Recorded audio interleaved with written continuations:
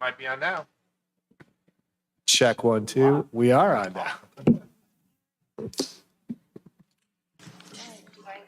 Do I have a motion to reconvene the regular meeting? So move. Second. It's been motioned by Mr. Ives and seconded by Dr. Shaw to reconvene the regular board meeting at 7:10. Before we start with the resolutions, recognizing our cheers and our girls bowling team, and of course our boys wrestling team, I'd like to take a moment of silence for the people in Ukraine who are now fighting for their freedom.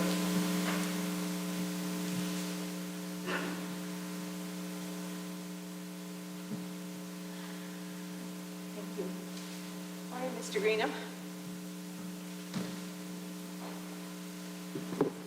Good evening, everyone. Can I please have our state champion cheerleading team and coaches come to the front?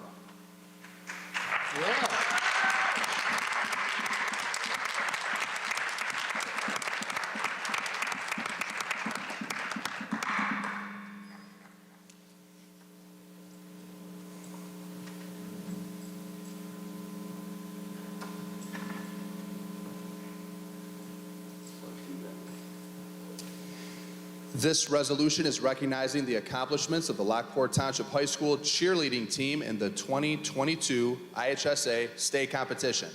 Whereas the Lockport Township High School cheerleading team claimed the title of 2022 IHSA cheerleading state championship large varsity division, and whereas the Lockport Township High School cheerleading team competed in Bloomington, Illinois on February 5th, 2022.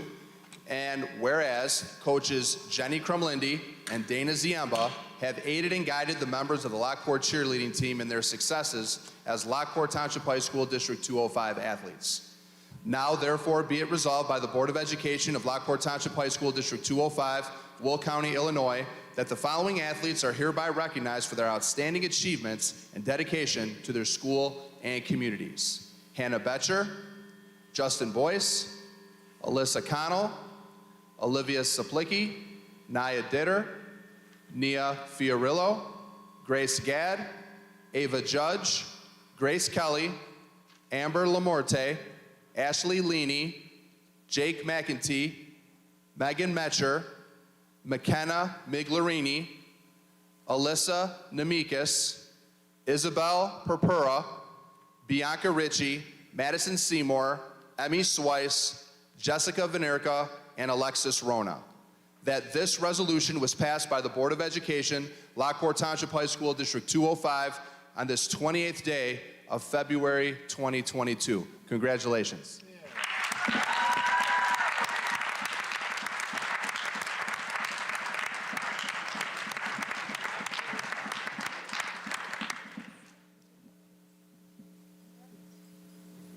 Congratulations. Now at this time, will our state champion girls bowling team and coaches please come to the front?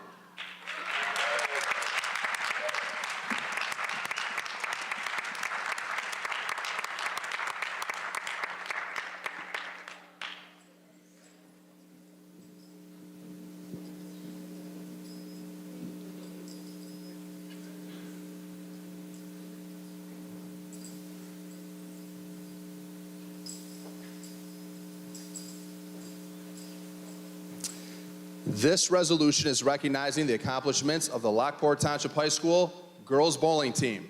Whereas the Lockport Township High School girls bowling team claimed the title of 2022 IHSA All-State First Place Champions at the IHSA State Bowling Finals on February 18th, 2022 in Rockford, Illinois.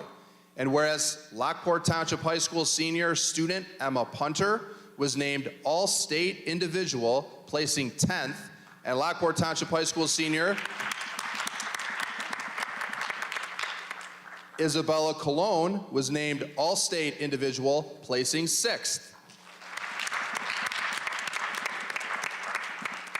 And that this win is the second state title in 3 years for the girls bowling team. There were no state competitions in 2021. And whereas coaches Linda Ciziga, Andrew McCormick, and Jeff Vandenberg have aided and guided the members of the Lockport girls bowling team in their successes as Lockport Township High School District 205 athletes. Now therefore be it resolved by the Board of Education of Lockport Township High School District 205, Will County, Illinois, that the following athletes are hereby recognized for their outstanding achievements and dedication to their school and communities. Isabella Colon, Cassie Contos, Demi Contos, Madeline Lave, Morgan Lacoste, Paige Matasek, Abby Miller, and Emma Punter. That this resolution was passed by the Board of Education, Lockport Township High School District 205, this 28th day of February 2022. Congratulations.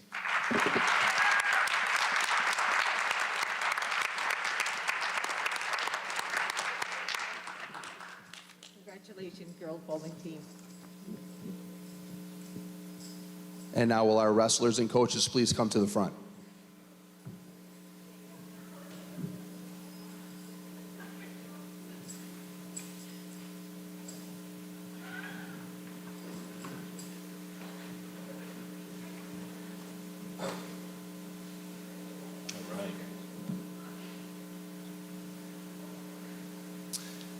This resolution is recognizing the accomplishments of the Lockport Township High School boys wrestling team.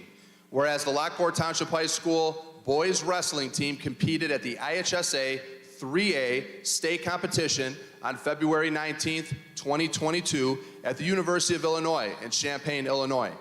And whereas Lockport Township High School, Andrew Blackburn Forst, a senior, and junior Braden Thompson were named All-State IHSA 3A Wrestling Champions, and LTHS Junior Logan Swaw earned the title of 6th in state. And whereas coaches Josh Oster and Jamison Oster have aided and guided the members of the Lockport Township boys wrestling team in their successes as Lockport Township High School District 205 athletes. Now therefore be it resolved by the Board of Education of Lockport Township High School, District 205, Will County, Illinois, that the following athletes are hereby recognized for their outstanding achievements and dedication to their school and communities. Andrew Blackburn Forst, state champion. Braden Thompson.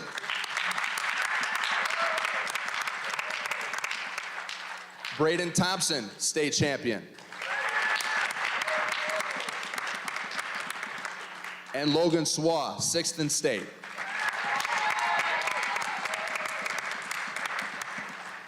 That this resolution was passed by the Board of Education, Lockport Township High School District 205, this 28th day of February 2022. Congratulations.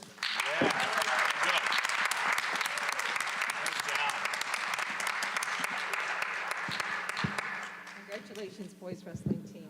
At this time, I just need a motion to adopt all these three resolutions. So move. I'll second it.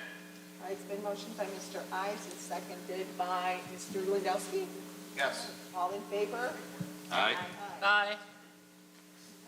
Congratulations to all of you. I mean, you guys, oh my gosh, this is tremendous, especially during a pandemic year, you have come and made us all champions in this, and congratulations. Parents, thank you, for that, because congratulations to you parents also, because I know it's been a huge sacrifice for you on all these practices and everything, but thank you so much for everything. At this moment, I'd just like to take maybe a 5-minute recess so that, you can be excused, because I know students have homework to do. And parents, you gotta thank the parents. And congratulations, everyone. So yeah, don't feel any, really awesome job. Thank you to all the parents for your support.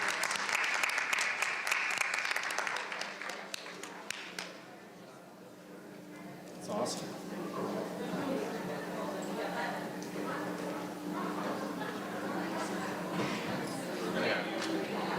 In this one? We tried this one Okay. because we aren't getting you at all almost on this at all. Oh, okay.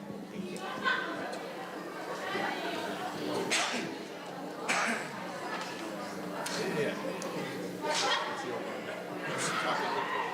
Testing, yeah. Any feedback?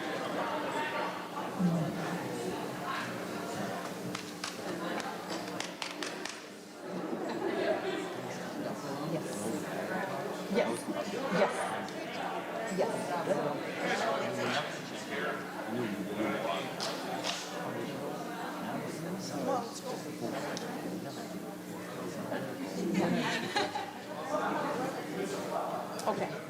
she here? Yeah, no, so I'll take it over now. Okay, sure.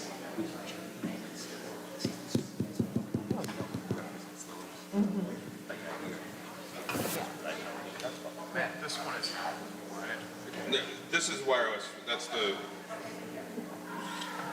that the one giving the feedback? well, it's not picking Anna very well.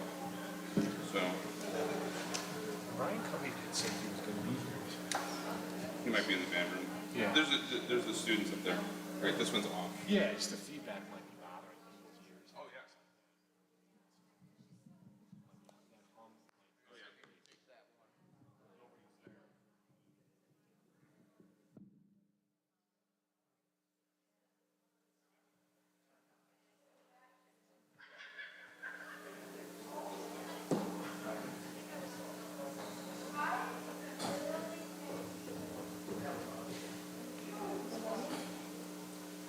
Okay, student reports.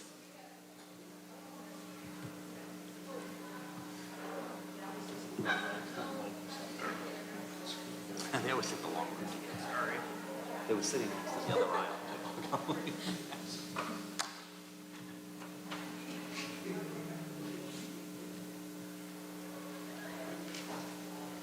They're back. There we go. Hello, everyone. you It's good to doing? be back. My name is Francesca Frieri. I'm a senior. Today was our first day of Lacrosse Tryouts, so that was exciting. We got to be outside. It's a beautiful day, so it was awesome. My name is Anna Andertich, and I'm a junior. My name is Javier Villasenor, and I'm a junior as well. Okay, so the first thing that we wanted to talk to you guys today about is the switching of the mask policy, so and just our experience with that. So for me personally, I was like a bit fearful just in general at the start of it to take my mask off just because it's been such a long time since we've been in close contact with people, and just like the quantity of kids at our school, it was pretty overwhelming to me. So to be able to kind of ease into it, just making sure like not necessarily like rushing right into switching our policy after the lawsuit was really helpful to students like me who were very nervous about switching our policy. And Dr. McBride, Dr. Greenan, and Dr. Green made a really, really nice video addressing the way that we need to treat other people when we're wearing or not wearing our masks, just making that choice. And I think that has definitely set the precedent for how we're treating each other in the building, as we haven't seen many issues with it. I think everyone is very happy, and also, for right now, like I'm obviously not wearing my mask, but it has like progressively become more comfortable for me to be able to take it off and to know that either way it is okay, or what have you, to be able to choose. So that's my opinion. In my opinion, I was very comfortable with the switch from going mask to unmask, and I feel that most of the student body was as well. I feel that the student body had a very positive response to it, and people that chose to wear them still wore them, and people that didn't, but I didn't see anyone getting made fun of or anything like that for wearing it or not wearing it. So at the end of the day, I feel that it's important that it is the student's choice and their parents' choice, and I think being optional is a step in the right direction. In my personal experience, and I feel like a lot of other students as well, we really appreciated the choice to be able to wear or not wear a mask. I think it's important to have the choice to wear or not to wear it because everyone has different experiences, and they should just be able to choose based off of that. I also just want to say really quick before we switch topics that I also just appreciate the way that we did it as well. I think in addition to being able to give the choice, like just having that progression to be able to give time to adjust to the idea of switching, and just making sure that that is like the correct choice, especially for the way that we're moving. It was just very helpful. So we appreciate it. It was definitely a smooth transition, I would say, from the decision. The next thing that we wanted to talk about is prom. Everyone's very excited for it. Right now, our current kind of status with that is twerp is a week after prom. So right now, we're currently working on trying to figure out ways to promote it in a way that keeps seniors engaged. So we just want to make sure that we're still making sure that we get strong participation out of our seniors, because like what we have heard from the student body is that they are concerned because they want it to be their last dance. So we're right now just making sure that we can still get them to show up. So yeah, I think that's all we have. Does anyone have any questions for us? Thank you. Okay, thank you guys.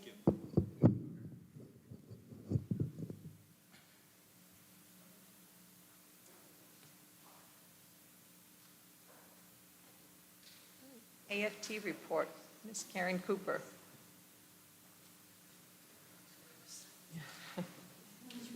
Change it up, what? Little tie dust.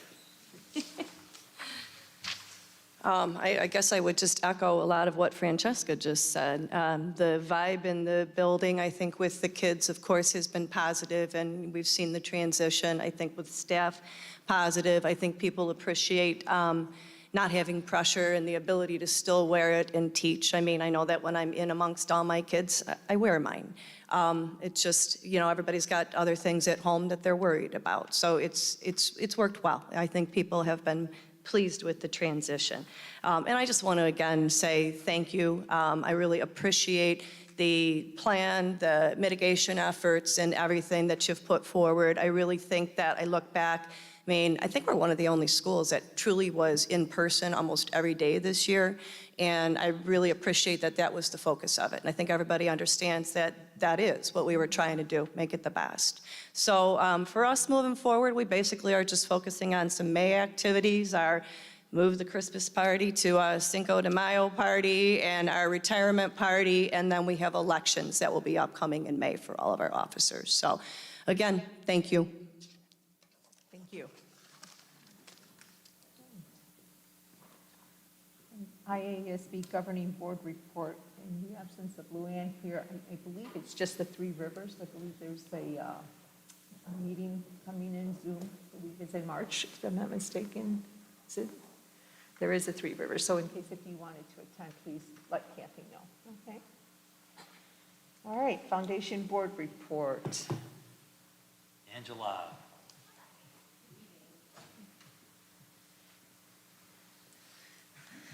Good evening.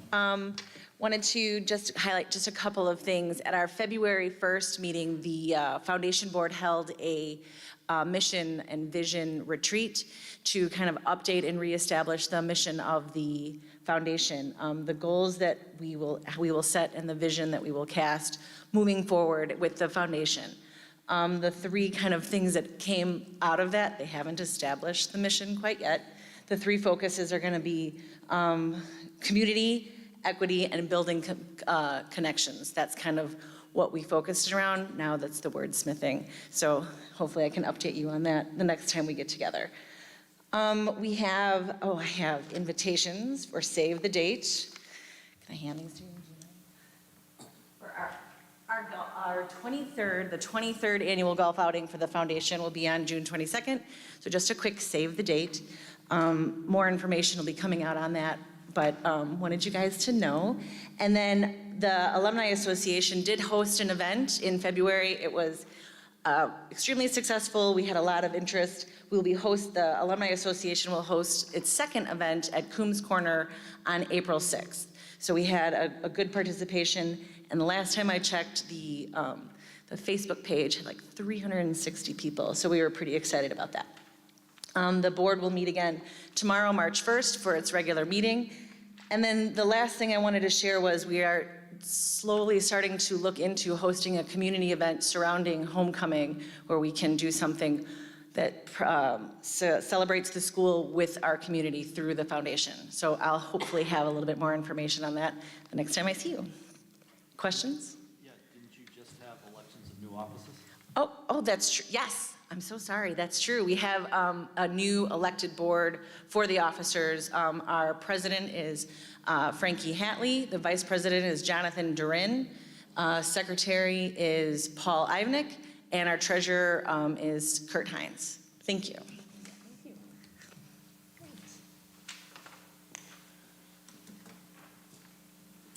All right, next we have the Finance Facility Committee report in which Mr. Navarro and I attended that committee meeting. And as you can see from our minutes there was Stephanie Corey was again, she was speaking to us regarding the 5-year plan, financial projections, assumptions.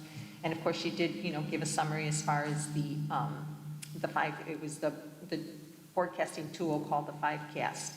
And of course, she did tell us that, the current enrollment projections, the forecasted use, what's determined, the budget, the staffing, everything on that. We also talked about the entry-level bus mechanic, and she did state that our ratio for, as far as having mechanics and having buses are we need another bus mechanic, because right now we have 2 full-time mechanics to the 70 vehicles that we have, which are the 51 buses and the 7 activity buses and the 12 driver's education cars and various vans and trucks. So we would be looking at possibly hiring another, and this would be an entry-level mechanic, okay? And then Mr. Thompson was also in attendance there, and he gave us an update, a short summary of all the capital projects that are in process. Of course, he talked about the biggest ones that are coming up, which is the East Auditorium, the Sound and Light Project, and of course the East Roof Project. But that's really, that was it. It was nothing else, unless Mr. Navarro, you'd like to add anything to it? No? Okay. That's it. That's it? Summarized it pretty well. All right, okay. Okay. All right, that's it. All right. Curriculum Committee report. Okay, that's me. I have some big shoes to fill because Ms. Johnson's not here tonight. So we met as a team and we basically discussed 3 main points: the PSAT results, the district improvement plan work, as well as just the policy review that we reviewed at our last board meeting.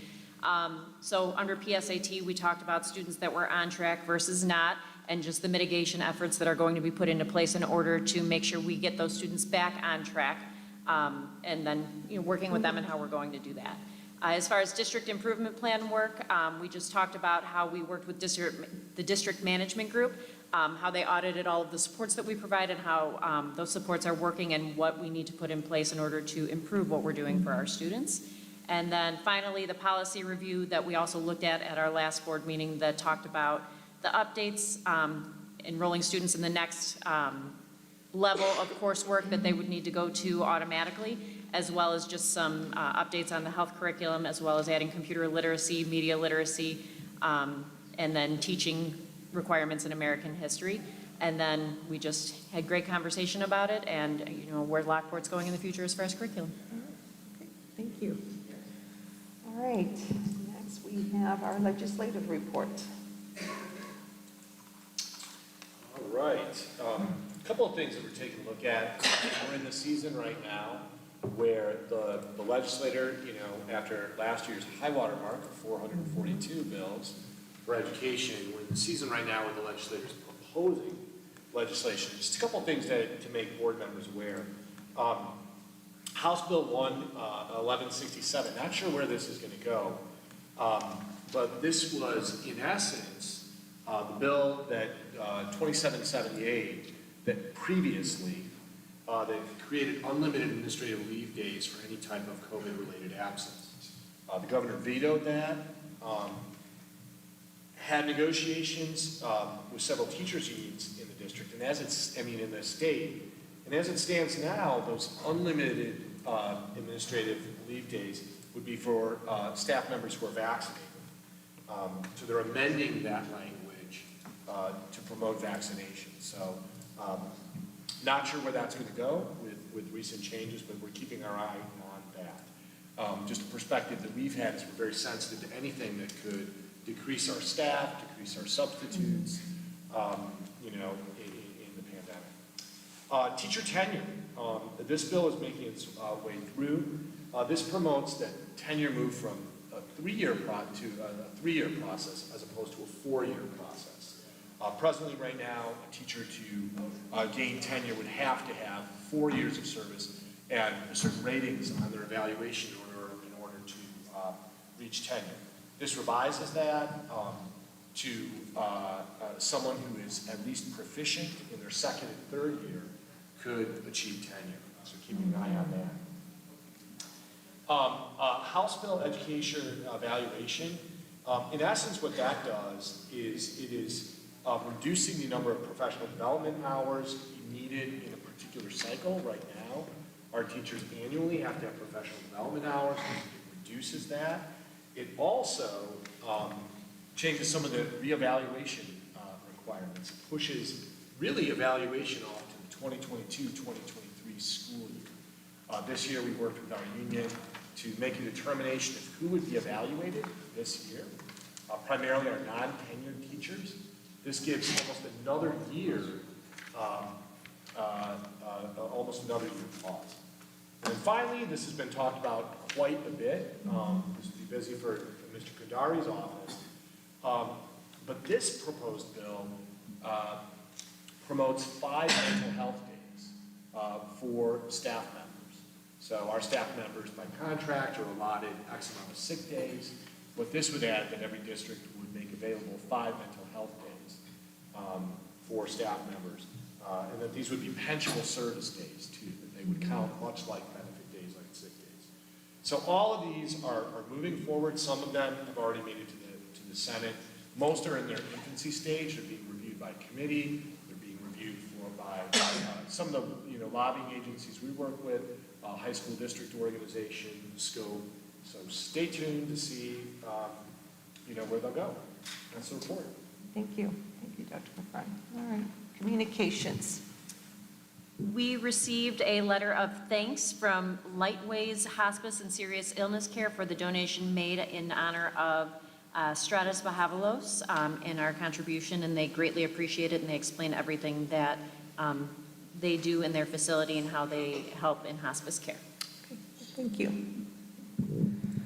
All right. The Freedom of Information request, you see it there, those 3 items. Okay.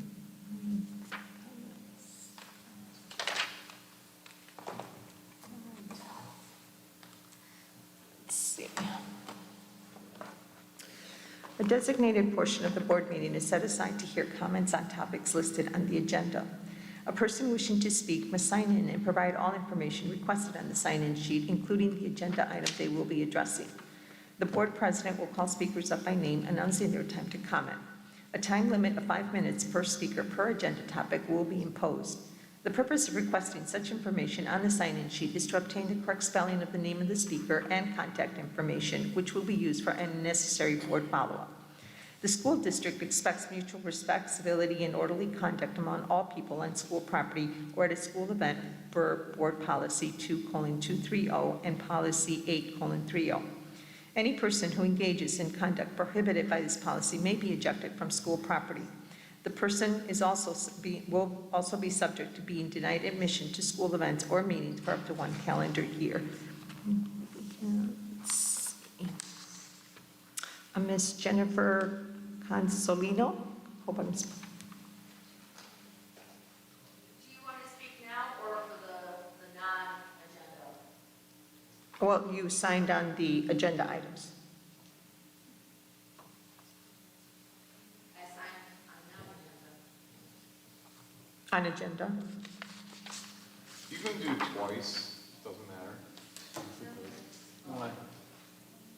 Are you allowed only one time per meeting?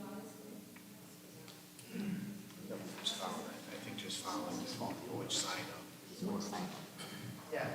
He's got an agenda. I think ours was switched. I was supposed to be on the agenda item, but she was supposed to be on non-agenda. Did we just switch? Yeah, of course. Yeah.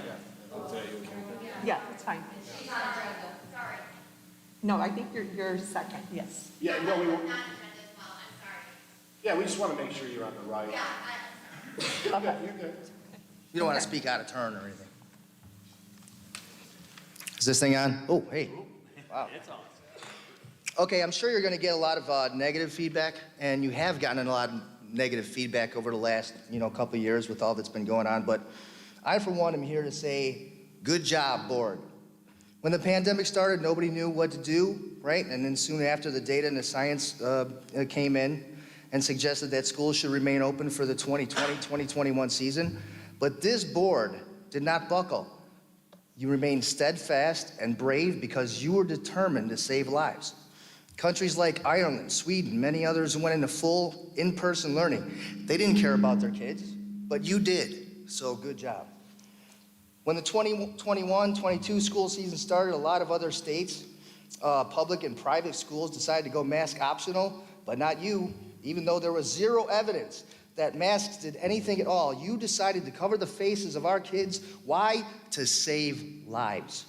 Yes, reading and math scores were down by 50% in some areas. Teenage depression and suicides are up by 80 to 150% in some areas. You did it to save lives, and if that means saving lives sacrifices academics, mental well-being, and these kids, well, it's all worth it. So good job. Speaking of academics, teaching the kids to follow rules is indeed important. On February 4th, a circuit court judge issued a temporary restraining order stating, among other things, that schools shouldn't be forced to comply with illegal mandates. But you weren't being forced. You wanted to keep face coverings on the kids because safety. Even though masks are deemed a form of quarantine, without due process, you forced them on our kids to keep them safe. Good job. Even though isolation is a form of quarantine, you isolated to keep them safe. Good job again. And even though segregation, not only illegal, but actually really immoral and morally wrong, you segregated our kids to keep them safe. Teaching those kids that safety is more important than the law, due process, and court orders, and basic morality, because the school board is here to keep you safe. Good job. When it comes down to this, what it really comes down to is decision-making and the decision-making process. That these decisions were made, and basically, what is the reason? What is the reason these decisions were made? If the decisions were made to keep kids safe, then the proof would be that millions of children would have died all over the world because their school policies. They did not happen. And the evidence was very clear very early on. So maybe your decisions were made because of the money, the $3.57 million that you're to get by following the COVID protocols. But all we kept hearing about was safety, not about money or anything else. So maybe the issue is transparency. One board member was trying to be transparent, trying to get the pulse of the people, so to speak, and he was threatened to be kicked off the board. Was that a good decision? So when you make decisions moving forward, how are we to interpret those decisions? When you say you need to destroy audio recordings from July 2021 to December 21 in closed session minutes, is that a good decision? When you say you need an assistant superintendent for school services, is that a good decision, or is it just another six-figure salary? It wasn't discussed at the finance meeting when you said you needed to raise the tax levy because the auditorium needs to be upgraded. Does the staff really need 5 paid mental health days off? I mean, what about the kids and their mental health? Was it a good decision to keep the cafeteria closed for 2 years? My kid has $50 since freshman year. He's going to be a senior. He's been eating bag lunch for 2 years. What I'm trying to say here is, how are we supposed to trust your decision-making moving forward? Is it true that it's all just for the kids? Is it true that it's not about the money? Is it true that you're serving the best interest of the taxpayers, the parents, the children? I mean, look, as of a year and a half ago, I never went to one board meeting, ever. Okay, now we have hundreds of people like me. We're organized, we're getting larger, we're unified. We've made a lot of new friends and have thousands of people that we're in contact with all over the state, and pretty much that's because of you, so good job. And before the 32nd guy interrupts me, I just want to finish with this. You as a board have shown us who you are. You've made sure we remember all of your names. And we will never forget the decisions you made the last 2 years, and we will never, ever trust the decisions you will make going forward from now on. So again, I will say, good job. Good job, everybody. You guys should really take a bow.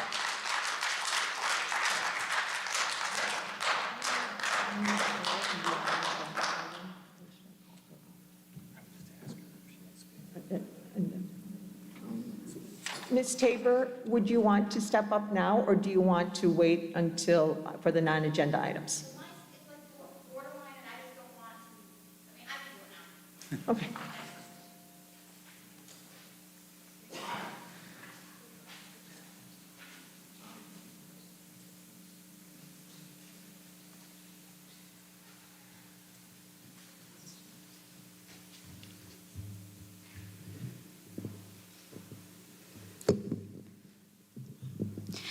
I would like to start off by saying this to Dr. McBride. Not that long ago, a group of us parents were discussing issues that we had with District 205. Many had stories of when you first came to our district, how you fought for the students, our children, how you actually cared about our kids. What changed between then and now? When did you and the Board of Education decide that our children were only worth $930.70 apiece? That our children, your students, mental health, the ability to socialize normally, and to have the ability to think for themselves only amounted to $930.70 each. When did money ever come before a child's ability to live normally? How the parents' right to choose what was best for their children become obsolete. Because let me tell you something, no amount of money for any child would be worth that to me. I would have resigned before I would have traded such a small amount, or any amount in that matter, for each of our children. So again, Dr. McBride, what changed within yourself?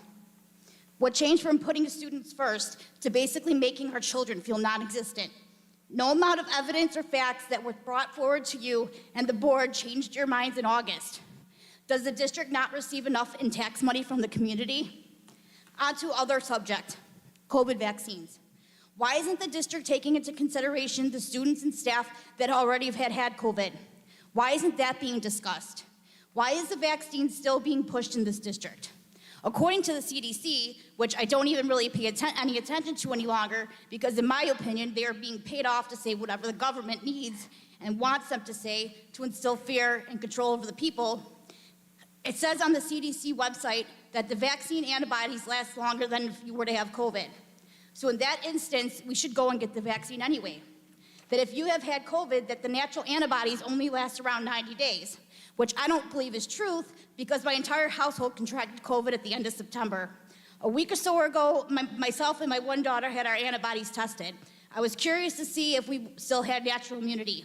And what do you know? After having COVID over 120 days ago, our antibodies were still extremely high.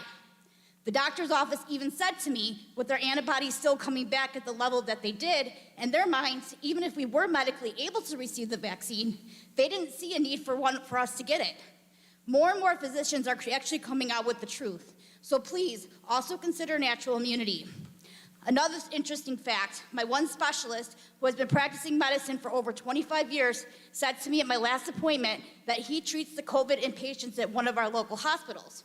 And though the media and even the head of the one hospital is saying that is 87% of inpatients that are not vaccinated are taking up the beds? No, he told me that is not the correct percentage rate. That 50% of the inpatients that he sees and treats are in fact vaccinated. The media and the government are doing nothing but dividing us, putting each one of us against each other. So please, I'm asking you not to divide the vaccinated from the unvaccinated, especially with all the mistruths out there. I would like to end with this, mental health. I spent the last couple of days doing my research. I even called the Will County Health Department just to verify the percentage rates. Since the beginning of 2019, before COVID, the percentage rate in our hospital ERs with kids that attempted suicide, the ages 12 to 17, increased to 31% compared to 2019. In 2020, the percentage rate increased to 50.6% of kids between the ages of 12 to 17 that were admitted because they tried to commit suicide. That is a big jump. Instead of focusing on COVID strategies and plans, maybe the high school needs to focus more on the mental health aspect of the students. Some parents can't afford for their kids to go and see a therapist. Unfortunately, in our country, medical insurance barely covers a therapist's visit. Believe me, I know from personal experience. The district needs to start focusing on these kids and their mental health. It is a very important subject to me, and I'm sure to a lot of other parents. One student who commits suicide is one student too many. We need to put an end to all these COVID migrations and strategies and start focusing on returning back to normal and, more importantly, focusing on our children's mental health and overall well-being. Unfortunately, the damage is already done. Now it's time for all of us to come together, get on the same page, and start putting our kids first again, because they are our future. Thank you.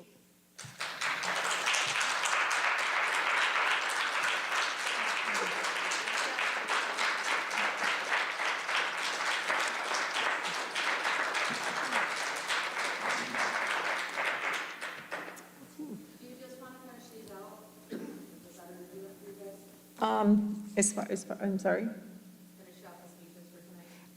You know what, I'll finish up here with our approval items, and then we have the non-agenda items, and then at that point, we'll have you, right?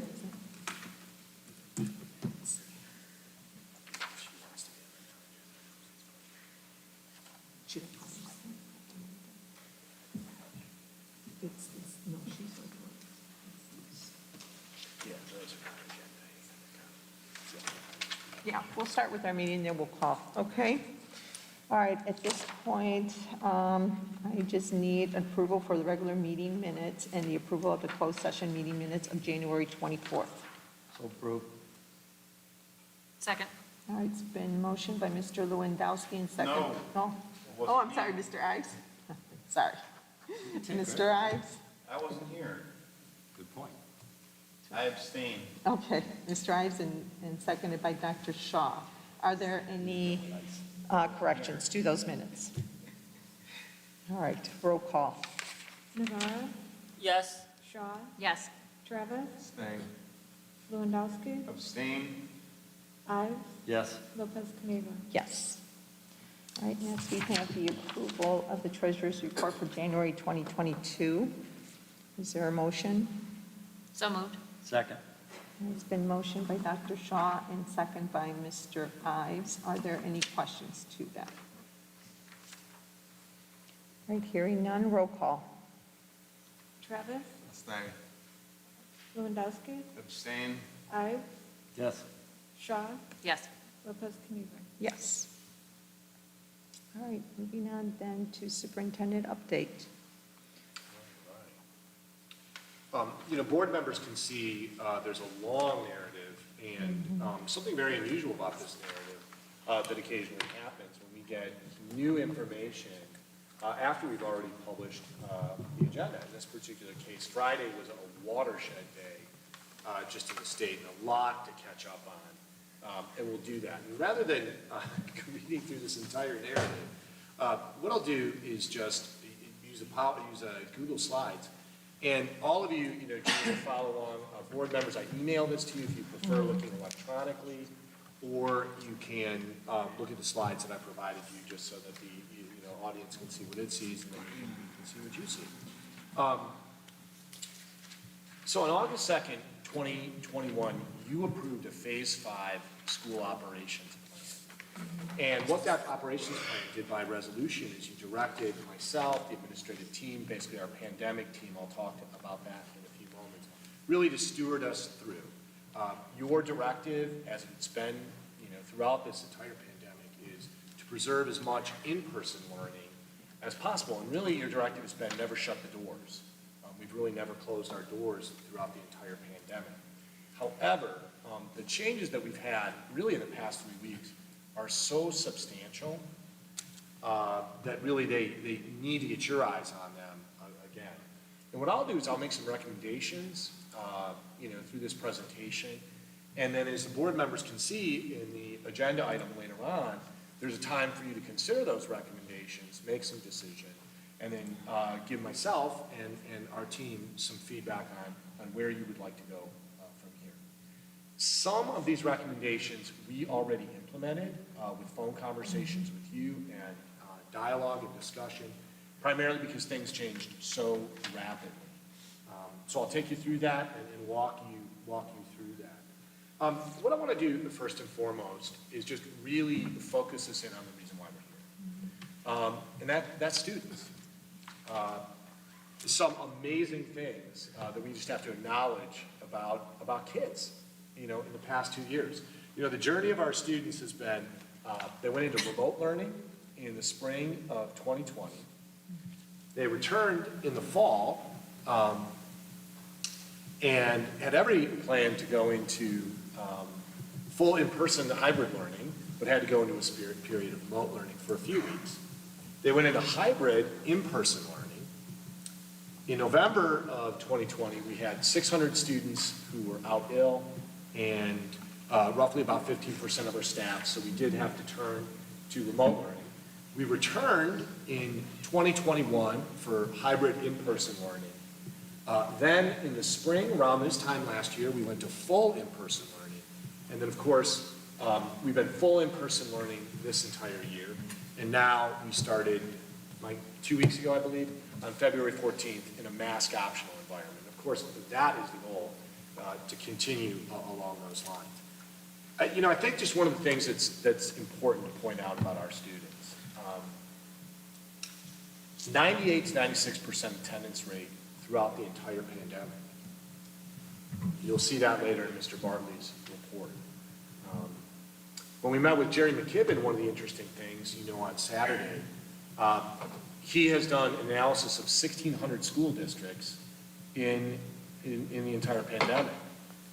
And most of those, he reported to us, had about a 45 to 50% out-migration. People leaving or coming.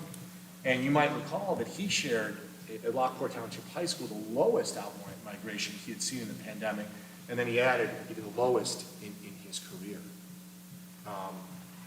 No difference between PSAT performance in the past 3 years. 3 successive classes have posted the same SAT, performance. Highest amount of A's and B's that we've seen comparatively in the past 5 years. All of our National Merit Semi-Finalists, Dr. Green announced, are National Merit finalists. Wind Symphony performed at Midwest Clinic. This year has been an abundance of state champions in football. We had 3 sets of state champions here in bowling, cheerleading, and in wrestling. 2 state trophies that were 3rd place, soccer, and with wrestling and team wrestling. And I think it's just important to acknowledge it throughout this. This first picture in the lower left-hand corner is our first day. There's Dr. Green. Our first day when we were in hybrid learning. Not this fall, but last year. And a lot of those mitigations that we were using of checking temperatures and things like that are gone. I would encourage every citizen, our public relations department has been interviewing students, doing weekly Porter Voices. 2 great voices, Chelsea Osei and Connor Eisenbach. Just 2 great voices that are worth listening to. And then, of course, very exciting when our bowlers actually competed in their state tournament. We had already transitioned to mask option. So that's part of the journey. I think on behalf of students, there's a tremendous amount of resilience there that I would encourage the board to acknowledge. It is hard for me to believe as an educator the difficulties that we've had in the past 2 years, that so much could get produced by so many students.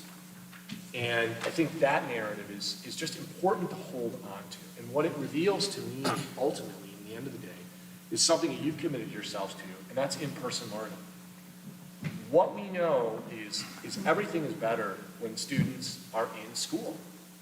It's better for students, it's better for their teachers, it's better for our community, it's better for everyone's mental health. I also just think it's a point in time to center our thinking and to acknowledge our teachers. Oftentimes I find that a conversation begins and ends the same way. How did this conversation begin? On Friday, March 13th, 2020, Mrs. Cristofaro had 8 teachers who had completed a series of trainings to be online teachers. We didn't think there would be a shutdown. On Monday, March 16th, there was a shutdown. That week, the governor announced that schools would have 3 weeks of act of God days. In essence, schools could take 3 weeks off, so to speak, and prepare for what would be next. And at that time, we didn't even know what would be next, but we were fairly sure it would be remote learning. The week of March 16th to March 20th, we held 80 hours of professional development. Every session was booked.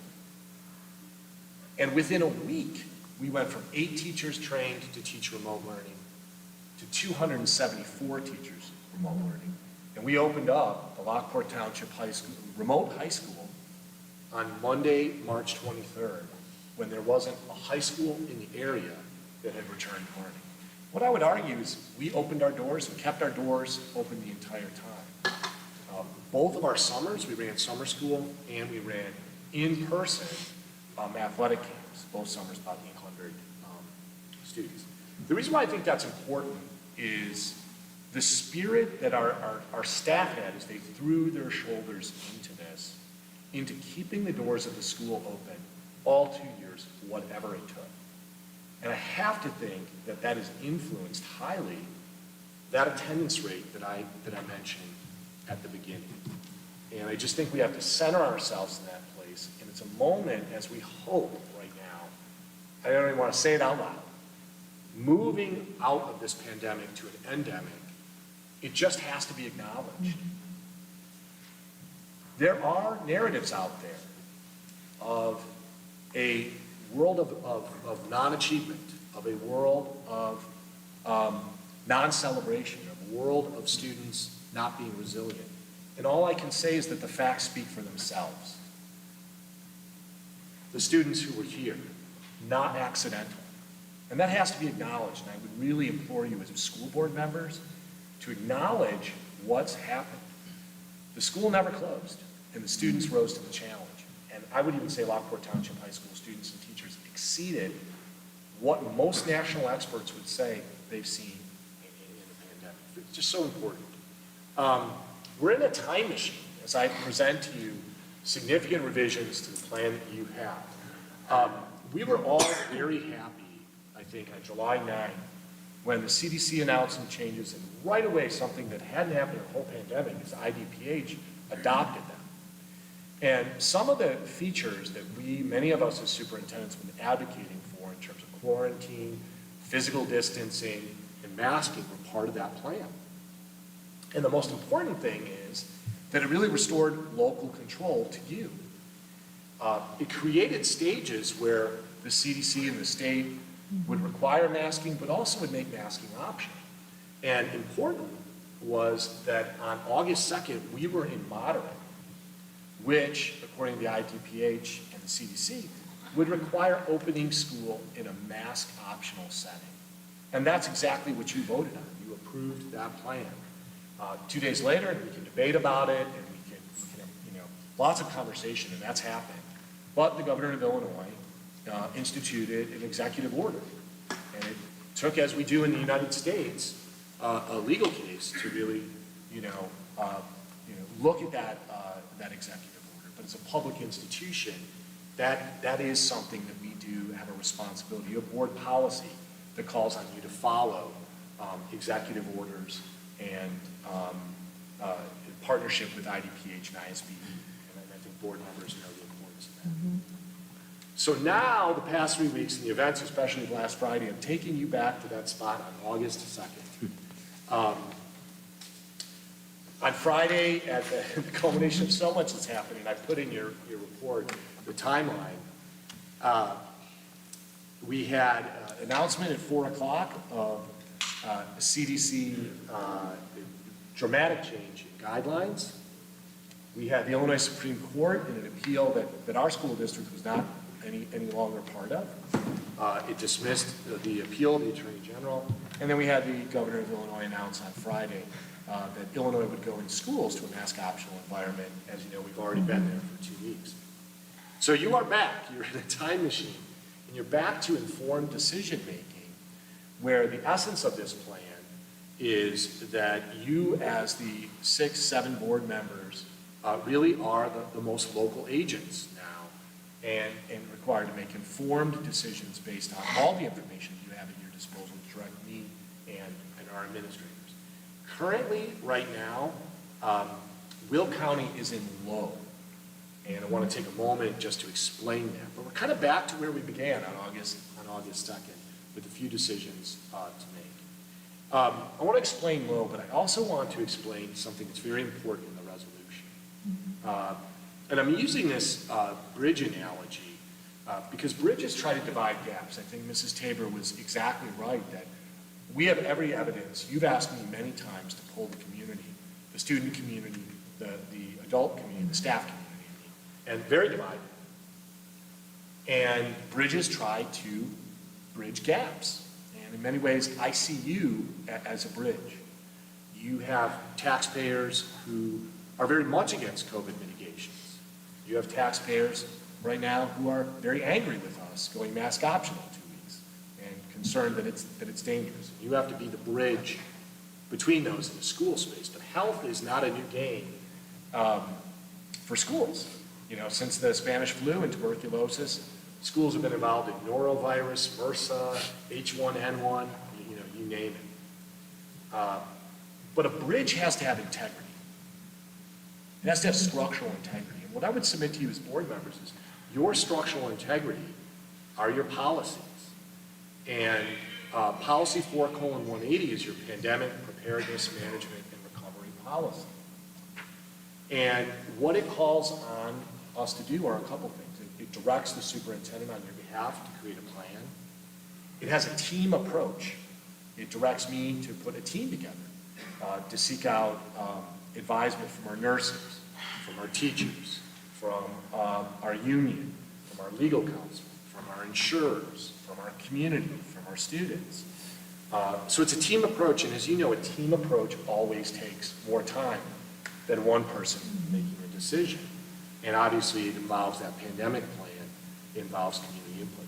I could have no integrity as your superintendent if I advised you not to follow your own procedures, your own policy. If my advice to you was not to use policy 4:180, I think the structural integrity of the board would be in question. And it would be the board's responsibility of 4:180, the team approach and an approach that links your decisions to agencies that are health agencies. We are not doctors. I am a doctor of education, not a doctor of medicine.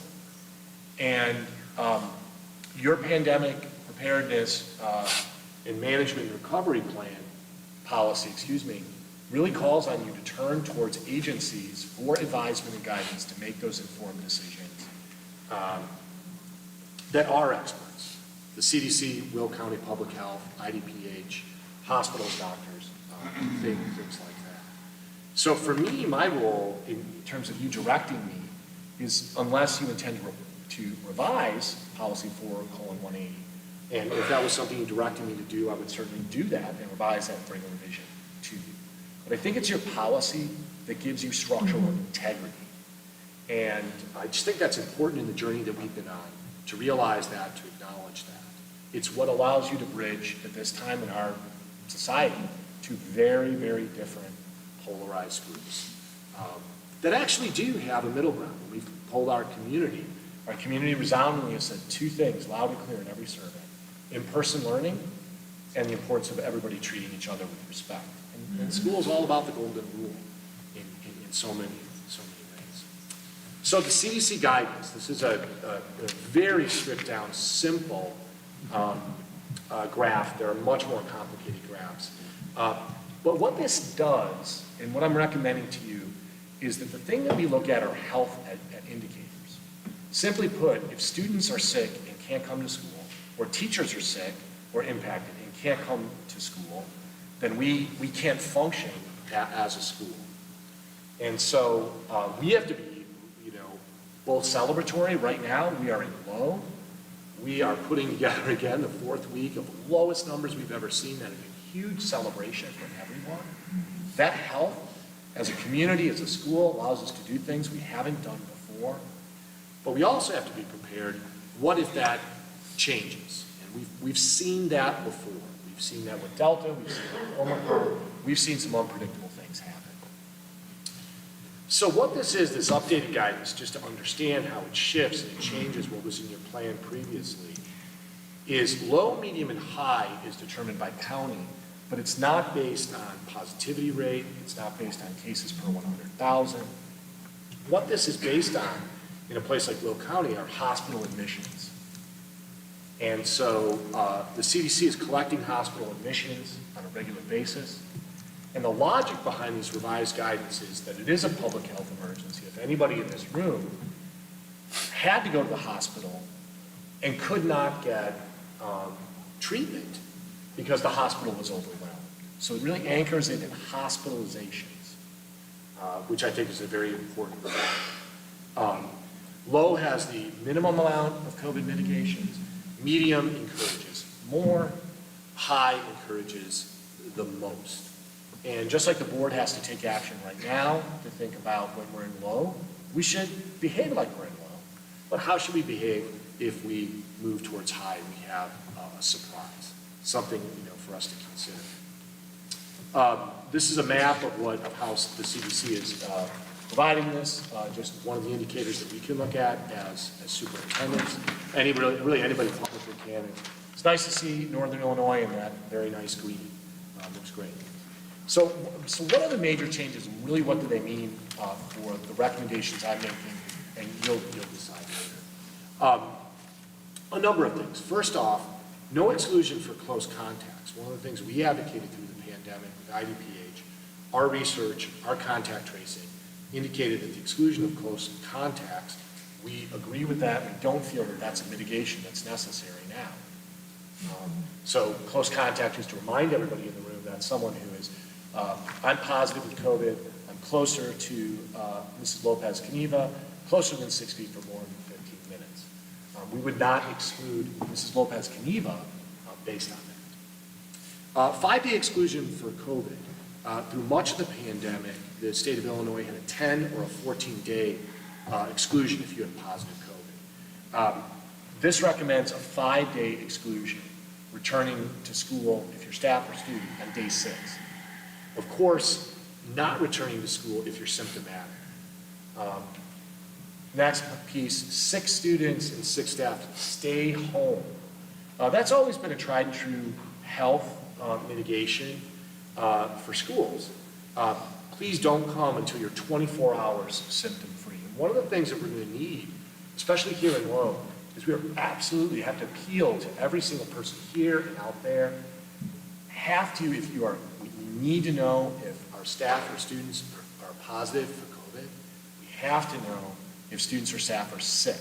It's one way that we can enjoy the freedom that we're having right now.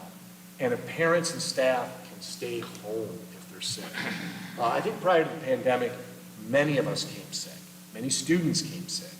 And we're just in a place where we need that 24 hours. The CDC guidelines put mask optional in both low and in medium.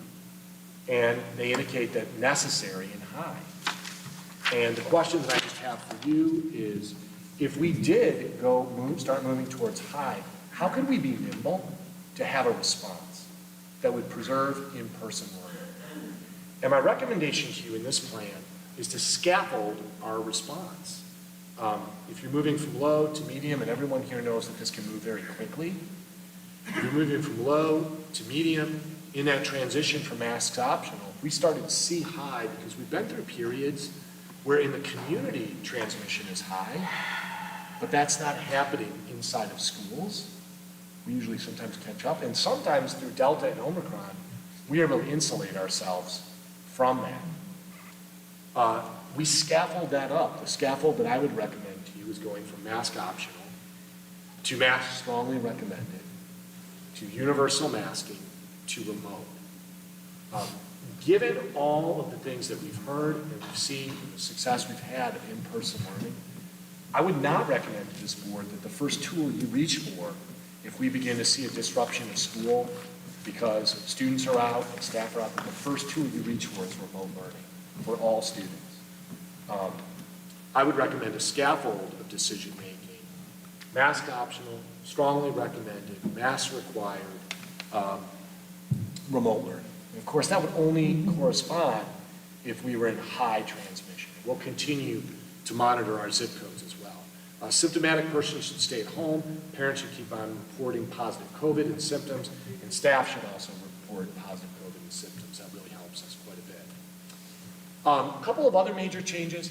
Unvaccinated staff, we've taken the step recommending to you that unvaccinated staff are no longer required to report a weekly negative COVID test. Shield testing, we dramatically reduced that. That's Thursdays only.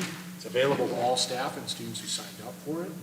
Anybody who wants to take advantage of that, they can take advantage of that, but we would not have our unvaccinated staff required to do that. Bus drivers and students may wear a mask, absolutely permissible, but they're not required to wear one in low and medium community levels. And like I mentioned before, in terms of being on buses, we would have to assess that. Will we move from mask optional on buses to strongly recommended, to universally, to remote learning? Obviously, we wouldn't have bus transportation in that case. Presently, we're recommending to you that when we're in the nurse's office, because anyone really coming to the nurse's office is symptomatic for the protection of other students in the nurse's office, our nurses, the student themselves, that hey, if we step into that office, we mask up when we're serving each other. And in that close contact, when you're taking a temperature, you're working with student, assessing her or his symptoms, just as a safety. I'm gonna stop there. Those are the basic changes in the plan, and just take some question and feedback. I know you're gonna have a discussion among yourselves in terms of, when it comes later in the agenda. So that is my superintendent report, and I can take any clarifying questions that you might have. Expect the best and prepare for the worst is really, I think, what the message would be. I agree. So who decides whether or not we're in low, medium, or high? Right now, that is one data point, Mr. Navarro, that would be from the CDC. So the CDC is doing that by county, and they're doing that by hospital admission. So anyone in this room could go on and click and see where they have us today. So that's a piece of advisement. Right now, we have a resolution that you would authorize me and our team to take a look at many data points. So I don't want to, a few I would give you. You have the CDC recommendation. You have Will County Public Health. We partner with them. As many people here know, we track our own COVID numbers. We publish those on Friday on our website. We would continue looking at our zip codes just to see, Will County might be going one way, but that doesn't necessarily mean that our 3 zip codes that we serve are going that way. And we have to also be prepared for what if Will County is designated as an high, but our other metrics don't line up. We don't have students who are sick. We don't have staff that are sick. So it's not an automatic. It's taking the preponderance of those data points and trying to make a decision, primarily anchored in, do we have a disruption in school? So do we have, disruptions happening? Thank you. Other questions?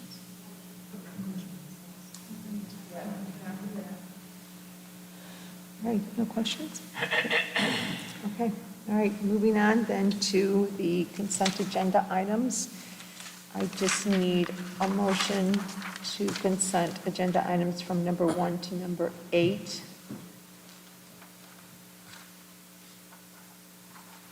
I can make that motion, but for item number 5, I will abstain on item 5. Okay. I'll need a second. Second, excuse me, second. All right, it's been motioned by Ms. Lopez and even seconded by Mr. Ives. Are there any questions? What did I do? Say you again, Huh. Roll call. instead of me. Lewandowski, Yes. Shaw, Yes. Navarro, Yes. Travis, Yes. Ives, Yes. Lopez Caniva. Yes.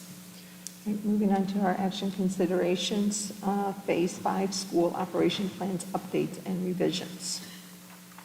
Just need a motion for that. Make that motion. It's been motioned by Mr. Travis, second by, Second. and second by Dr. Shaw. Are there any questions to that?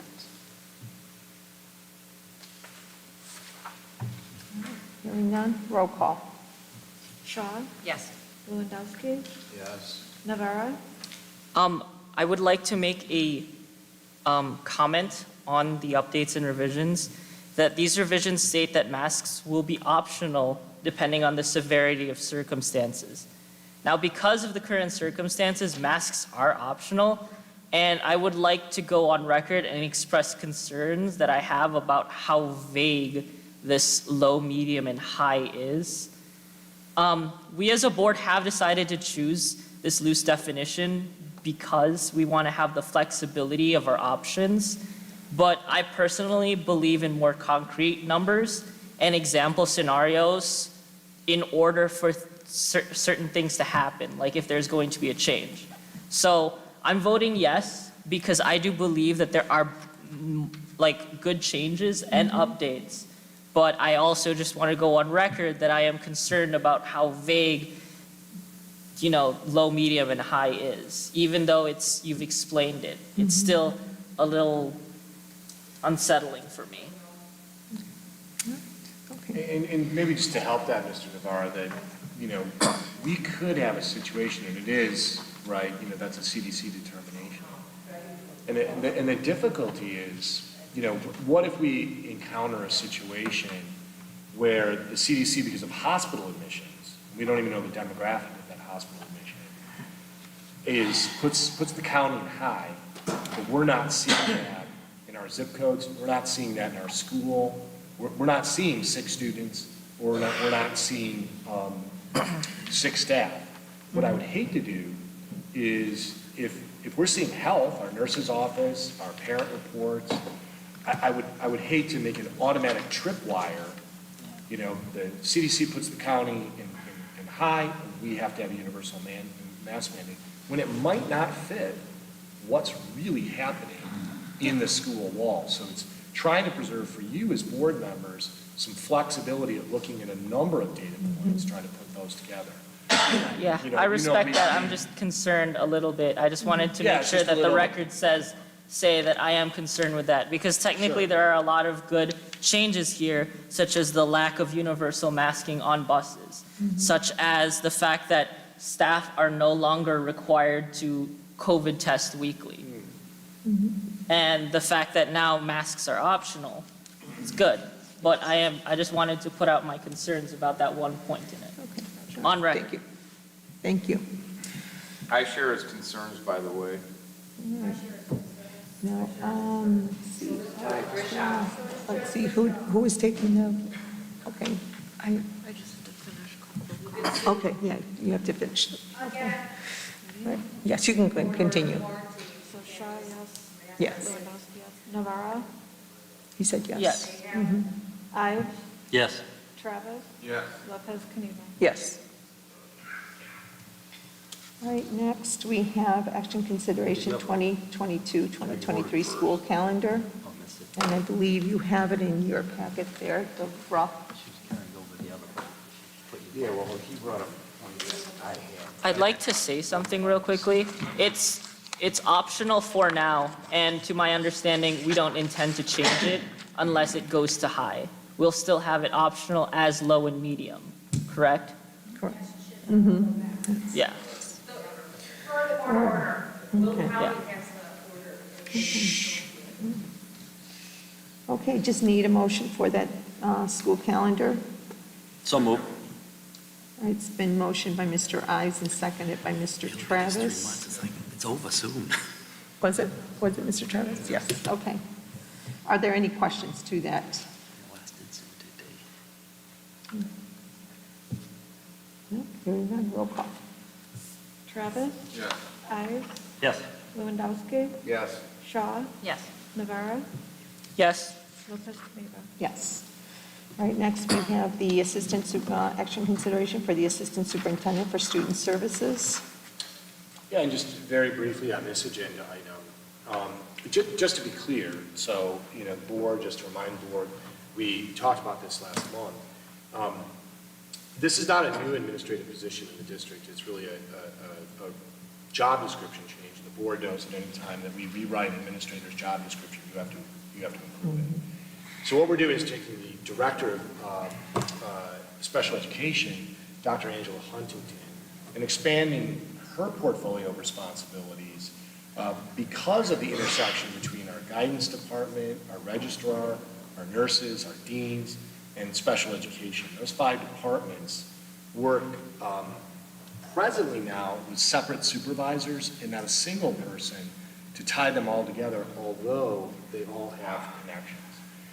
So it's a change in job description for Dr. Huntington, not an addition of a position, just to clarify that. Okay. All right, just need a motion for that. So move. Second. All right, it's been motioned by Mr. Ives and seconded by Dr. Shaw. All right, are there any questions? All right, hearing none, roll call. Navarro, Yes. Shaw, Yes. Travis, Yes. Lewandowski, Yes. Ives, Yes. Lopez Caniva. Yes. All right, next we need the approval of a new entry-level mechanic position. Just need a motion for that.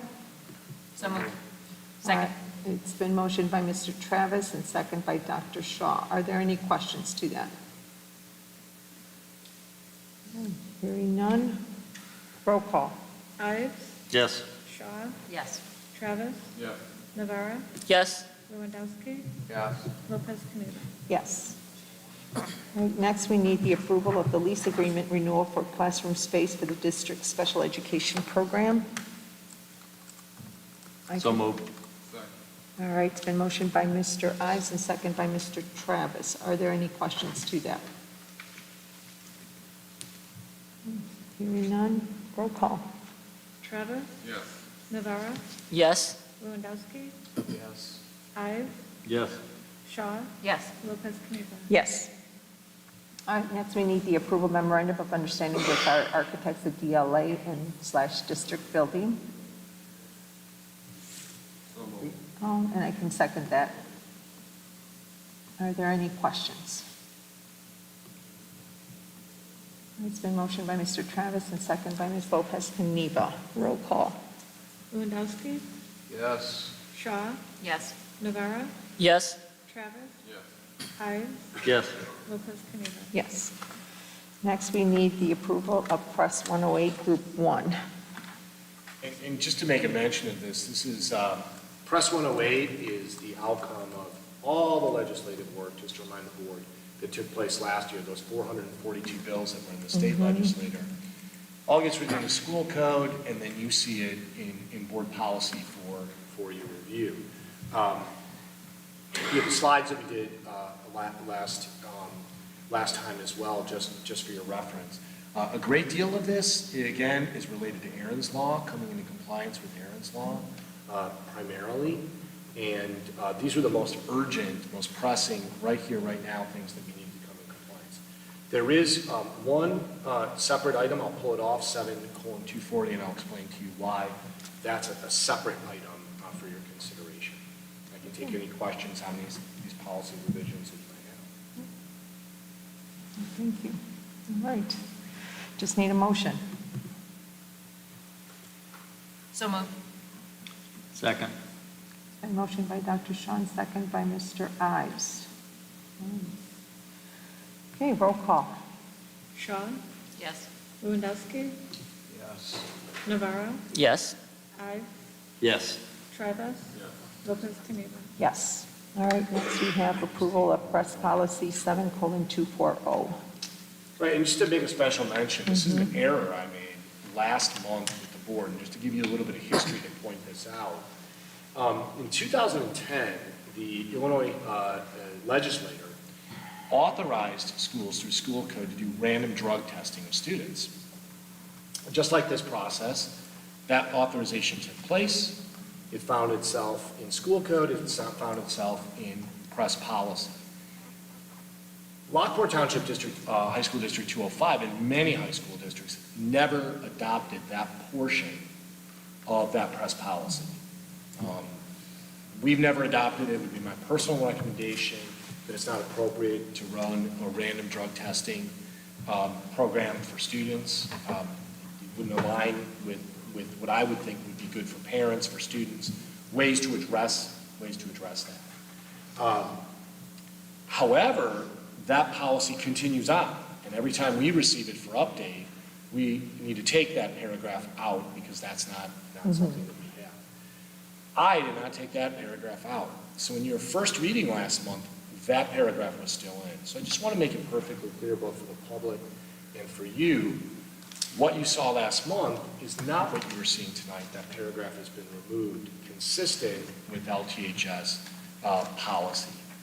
So just making that clear. The change in this particular policy is that if students have an athletic code violation, they have the same due process right as someone who is in the dean's office for something that happened during the school day. So I apologize that slipped in there, but it's just important because for you to have that as policy, that you're going to run a random drug test, I don't believe it's your will, and it has not been in Lockport Township District 205 policy ever before. It's never been adopted. So just want to point that error out and just highlight it. So I am asking you to approve that policy as presented separately. So taking that out, does this make this a first reading of a new proposal? Or are we allowed, if you edit it, you're allowed to do it? Yeah, this makes it a second reading. Okay. Because you've seen everything but except for that. Okay, thanks.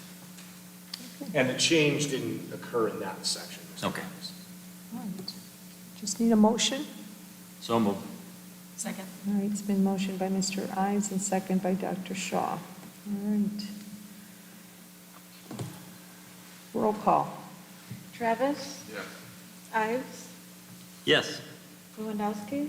Yes. Shaw? Yes. Navarro? Yes. Lopez Caniva? Yes. Next.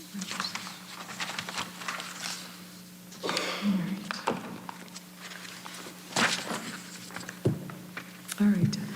A designated portion of the board meeting is set aside to hear comments on topics not listed on the agenda. A person wishing to speak must sign in and provide all information requested on the sign-in sheet, including the topic they will be addressing. The board president will call speakers up by name, announcing their time to comment. A time limit of 5 minutes per speaker per agenda topic will be imposed. The purpose of requesting such information on the sign-in sheet is to obtain the correct spelling of the name of the speaker and contact information, which will be used for any necessary board follow-up. The school district expects mutual respect, civility, and orderly conduct among all people on school property or at a school event per Board Policy 2:230 and Policy 8:30. Any person who engages in conduct prohibited by this policy may be ejected from school property. The person is also subject to being denied admissions to school events or meetings for up to 1 calendar year. We do have, a Mr. John Walter, I'm sorry.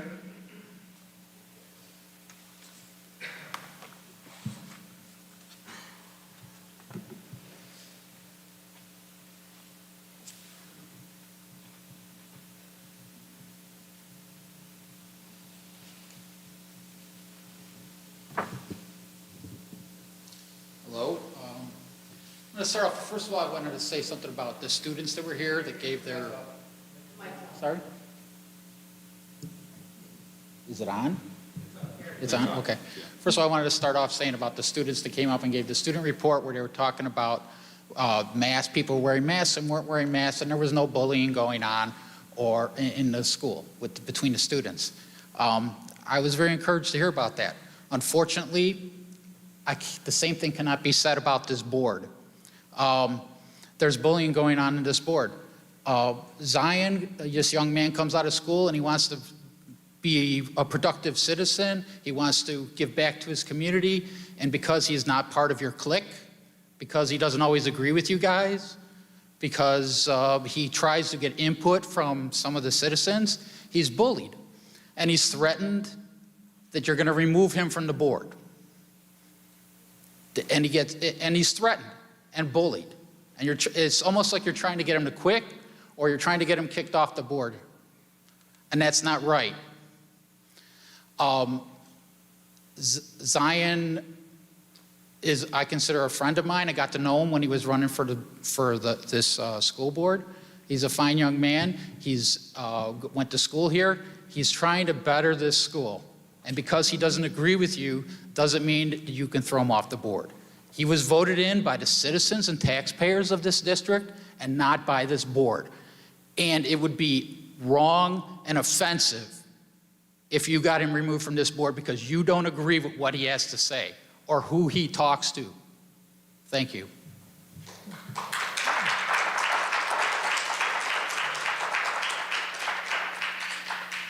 Okay, next we have Ms. Tammy Hayes.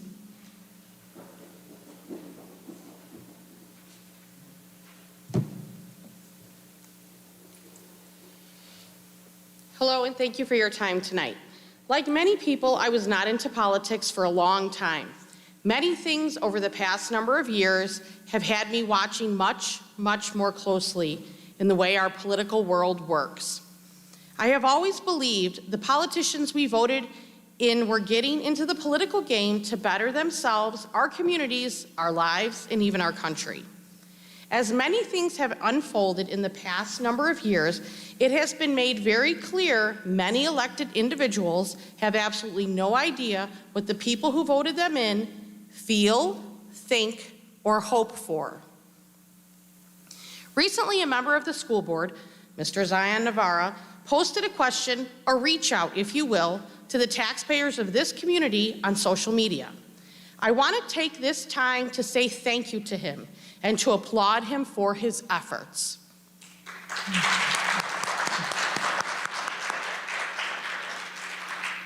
Mr. Navarra introduced himself and explained why he was posting.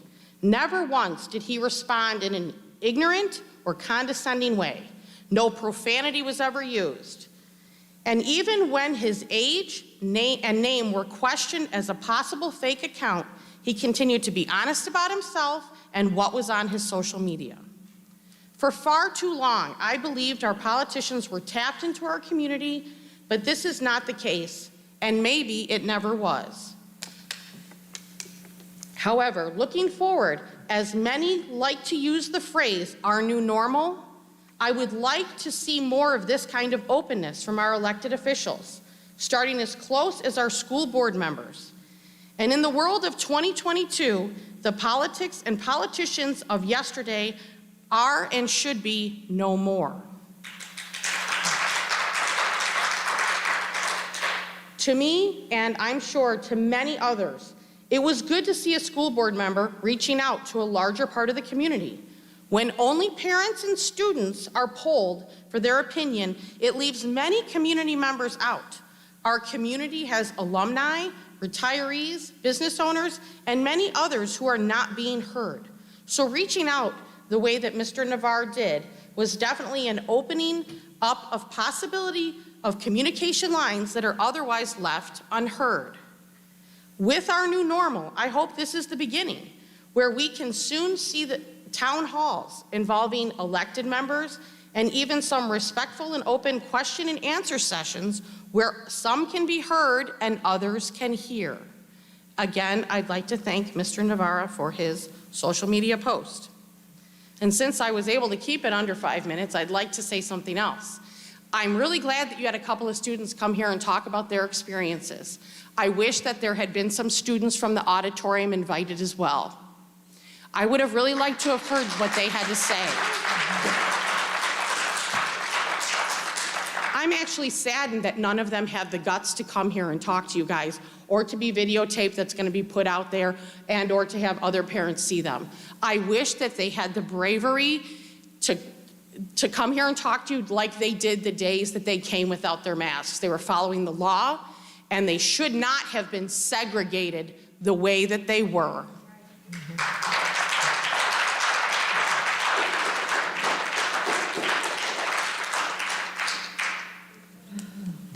All right, Mr. J. Roddy.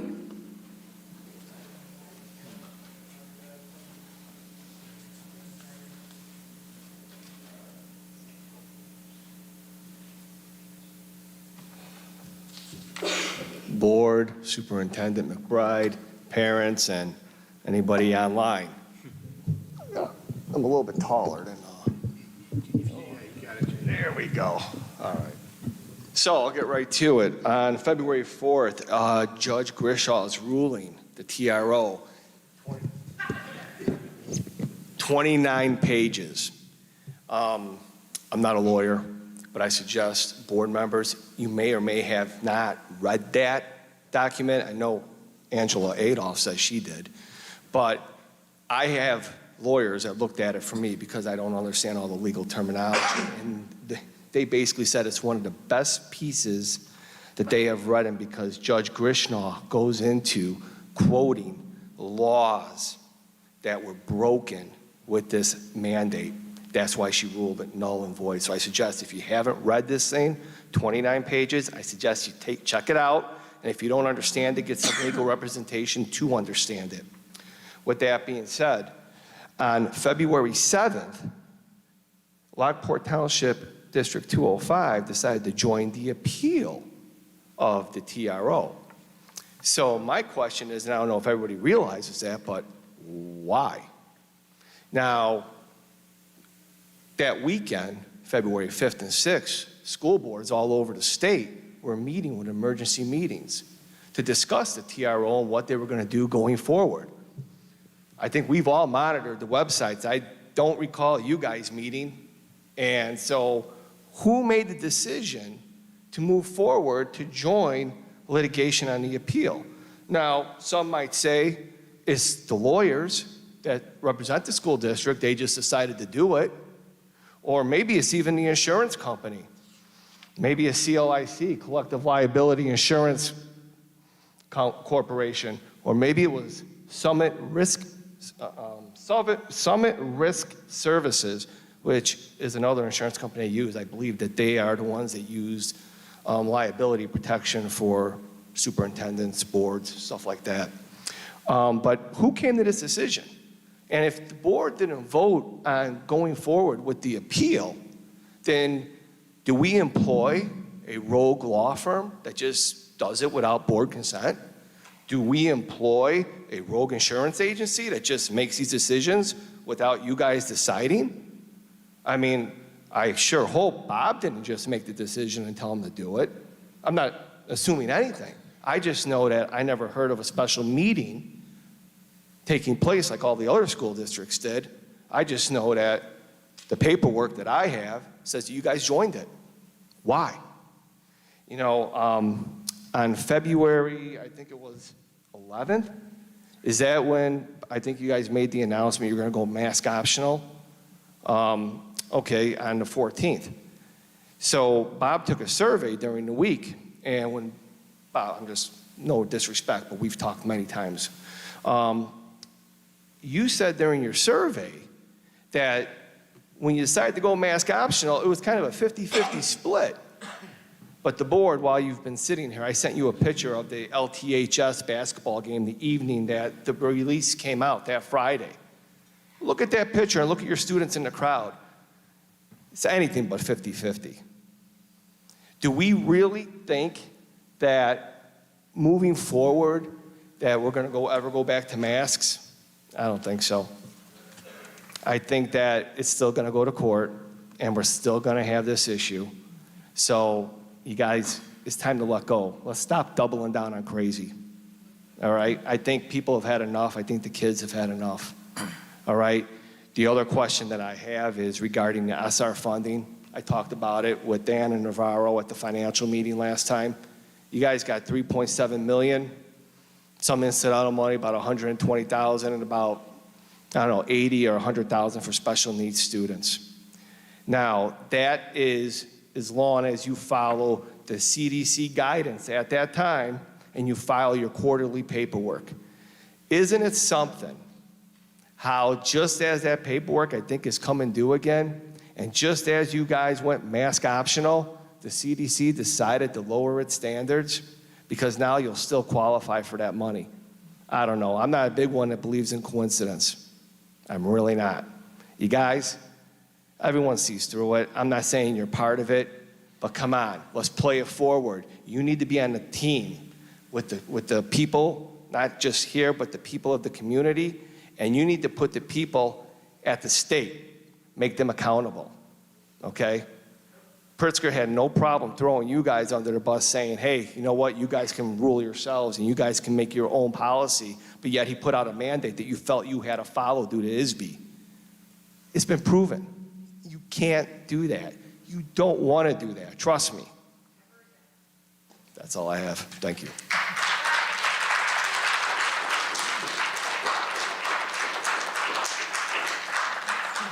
Ginny Shakes. Oh, you already went? Okay, thank you. And then I believe this one. was over here. Yeah, I think Jennifer is going to speak now. Oh, she's gonna come, okay. Yeah. All right, Jennifer Consolino.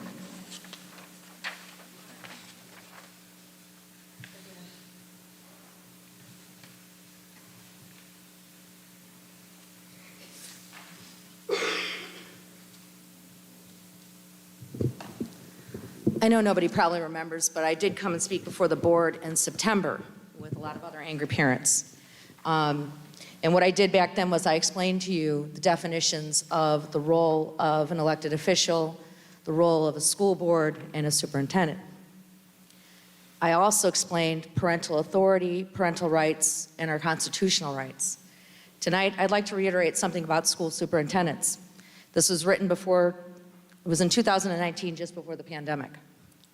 School superintendents must be effective leaders who work well with other people and understand the value of building relationships. Superintendent must be adept at establishing working relationships with many interest groups inside the school and within the community itself to maximize their effectiveness. Building a strong rapport with the constituents in the district makes fulfilling and required roles of a school superintendent a little easier. Superintendent is responsible for keeping the board informed of events and happenings in the district and also making recommendations about daily operations for the district. The Board of Education may ask for more information, but in most cases, a good board will accept the superintendent's recommendations. The Board of Education is also directly responsible for evaluating the superintendent and thus can terminate the superintendent should they believe they are not doing their job. Superintendent is also responsible for preparing the agenda for board meetings. Superintendent does sit in on all board meetings to make recommendations, but is not allowed to vote on any of the issues. I wonder why. If the board votes to approve a mandate, then it is the duty of the superintendent to carry out that mandate. Builds community relations. Superintendent must build relationships with all members of the community. This includes parents of students, the business community, and those who live in the community without any direct ties to the school, such as a senior citizen group, or those of us that pay 74% of our taxes to the school districts.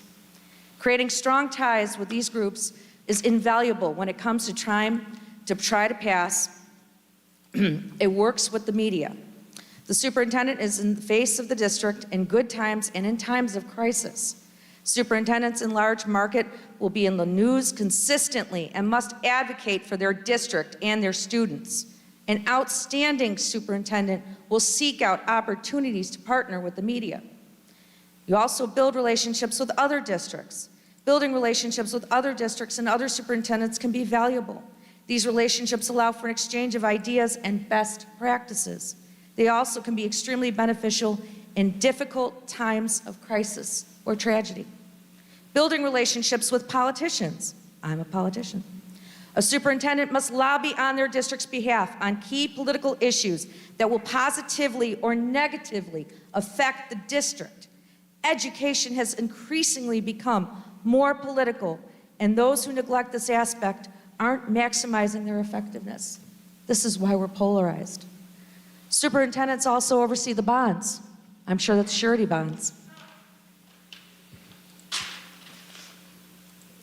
The main tasks that each day should revolve around for a superintendent. The first of these duties is to provide an atmosphere that promotes intense learning opportunities on a daily basis. How do you do that when schools are closed? Second is to advance the quality of the daily activities for each person within that school. All of your tasks should be prioritized based on seeing those two things take place. If those are your priorities, then you will have happy and enthusiastic children in that building while you are teaching or learning with them on a daily basis. I have not seen that, Mr. McBride, not in the past 2 years, any of that. I've only seen a man with an inferiority complex and his push for his own political agenda while enforcing illegal mandates on innocent children in our community. What I've witnessed is an abuse of authority. I cannot help but ask, how much did Mr. McBride and each progressive person sitting on this board personally profit from supporting these mandates? We will all find out in due time. I also like to point out that this board levied a tax increase on us when children were not permitted to go to school in 2020. This community entrusted their children to you, Mr. McBride, and to the school board. In turn, you abused our children. The mental and the physical damage is irrevocable. You got 30 seconds. Irrevocable. Just because parents became quieter while pursuing legal courses of action did not mean they went away. You should have realized this when you were slapped with a temporary restraining order that you continued to deny.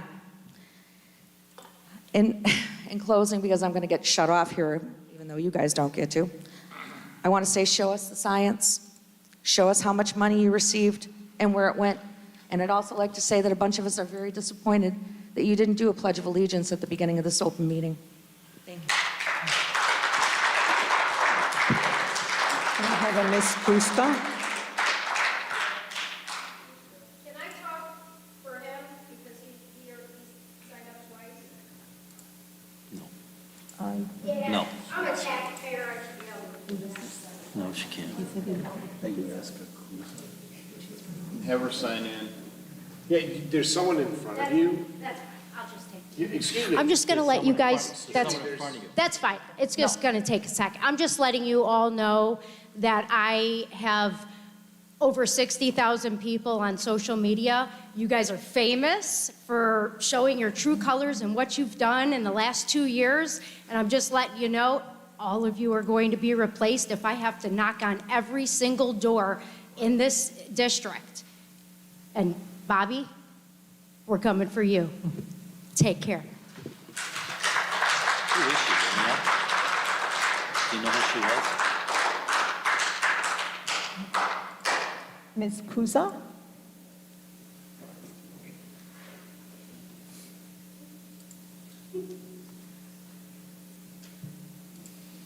In a non-terrorist way, okay, Bobby? Could I just ask you respectfully? Sure. There's only 5 people in the world who are permitted to call me that. It's my mom because she birthed me, my 2 grandmothers, I don't know. my brothers and sisters. It's highly disrespectful I that you. don't know respect. You didn't respect. I think you owe people respect because that's the way people should treat you. All right?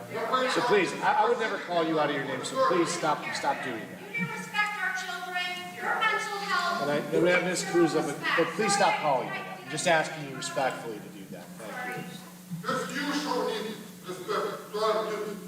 Ms. Kuza? Ms. Pusa, I'm sorry. My name is Agnieszka Kuza, pardon my broken English. I wasn't born here. I was born and educated in Poland. I came here over 20 years ago. And just a couple of words. As usual, I'm not really prepared to speak, but the last minute I usually decide that I want to put my 5 cents into everything.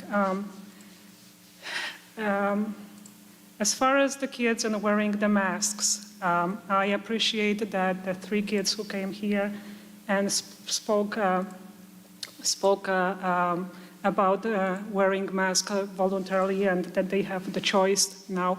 It's just too bad that they didn't have that choice from the beginning of the pandemic. I wish that would happen sooner, because I feel like all the conversations here between the board and us are one-sided.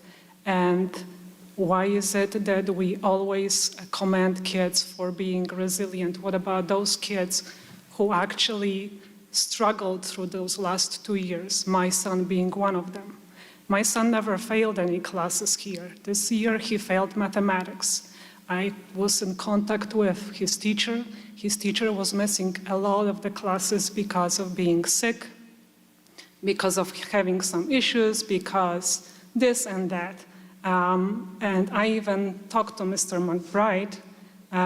We were supposed to come up with some solution. Nothing ever happened. My son, for the first time, failed. I participated in his band concert in the winter. And I was appalled by what happened during the concert, because the advanced band was allowed to play their music with their masks off, while the lower level band, which my son is in, concert band, had to have their masks on when they were playing. I was appalled by that. My son was very excited to come here to this school and start his education so far. He says, Mom, I wish, I didn't have to go to school anymore. It's just so bad. And he is quitting band this year, which saddens me because I just finished paying off his instrument. He said, Mom, there was over 20 of us who started band the beginning of the first year, the freshman year. Now there's only 5 of us left, and there is 3 more kids leaving. There is a lot of kids here in this school, and I know personally 3 of them, 1 who tried to commit suicide, 2 who developed severe mental illnesses because of the pandemic, and because of the fact that they had to wear masks, because of the fact that there were no in-person learning at the beginning of the pandemic. Another thing, also, I'm not on any social media, because that is my way of protesting of what's going on in this country right now. I came from the country that was under communist occupation for a very, very long time. I was 17 when communism ended in Poland, so I know all the tricks and the politicians do to get us to obey and do stuff their way. I just hope that this will never happen in this country. So I would like to right now honor the Canadian truckers who right now are being deprived of their freedoms, and their trucks are being silently auctioned illegally. They're losing their money, they're losing their insurance, and I would like to honor them here. I would like to honor their bravery, and I hope that there is enough brave people here in this country, and eventually we will overcome this, and this country will be the way it was before the pandemic. And one more thing about Omicron and Delta. Somebody just sent me, maybe I'm behind, but when you rearrange the letters on Omicron and Delta, when you rearrange the letters, it actually comes as media control. I don't know, is this a coincidence? Maybe. Thank you.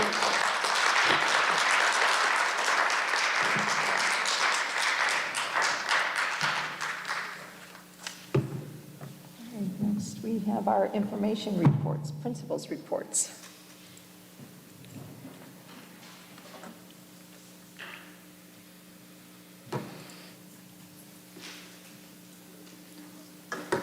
President Lopez-Caniva, for my own health issues, I have to excuse myself, and I apologize to the 2 of you for that I do have to, so for the record, I do have to leave for the rest of the meeting. All right, thank you.